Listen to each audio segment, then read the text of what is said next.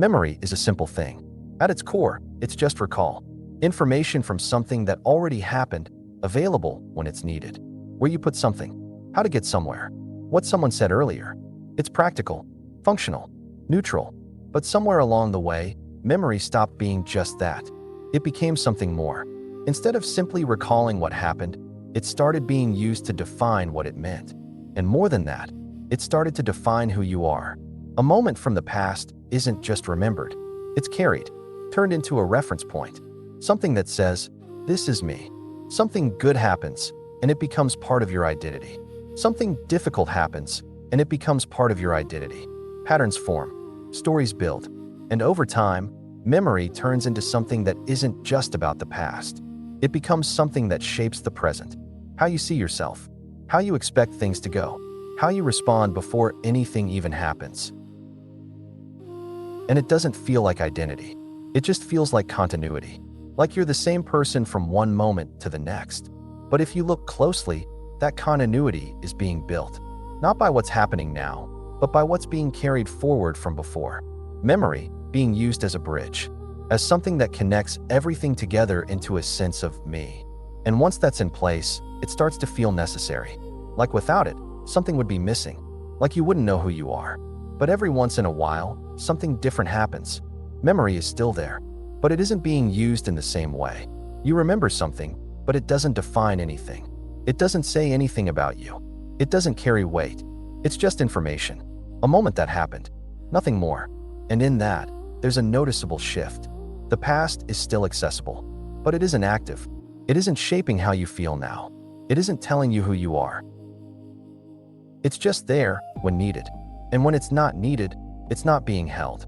And that changes the feel of everything. Because without that constant reference to the past, there's nothing being maintained. No identity that needs to stay consistent. No version of yourself that has to be protected or continued. Just what's here now. And what's here now doesn't need a story. It doesn't need to be connected to what came before.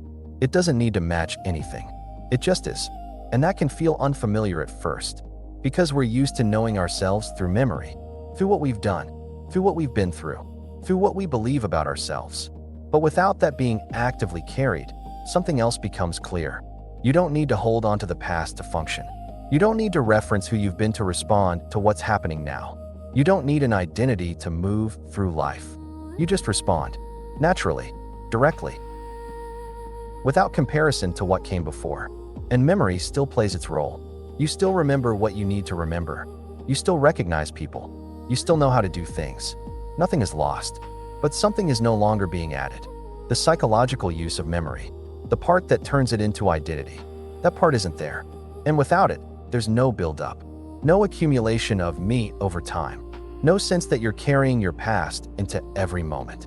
There's just this moment, and whatever memory is needed within it. And then it's done. You might notice it in simple ways. Remembering something without it bringing a feeling with it. Thinking about the past without it pulling you into it. Seeing something you've always identified with, and noticing it doesn't define anything right now. It's subtle, but it changes the structure of experience. Because without memory being used as identity, there's nothing to maintain, nothing to live up to, nothing to defend, nothing to continue. Just life happening, moment by moment, without needing to be tied together into a story. And in that, there's a kind of freedom. Not the freedom of becoming something new, but the freedom of not having to be anything at all. If this resonates, you don't have to do anything with it. But if you want to keep exploring this, you can stay with the channel.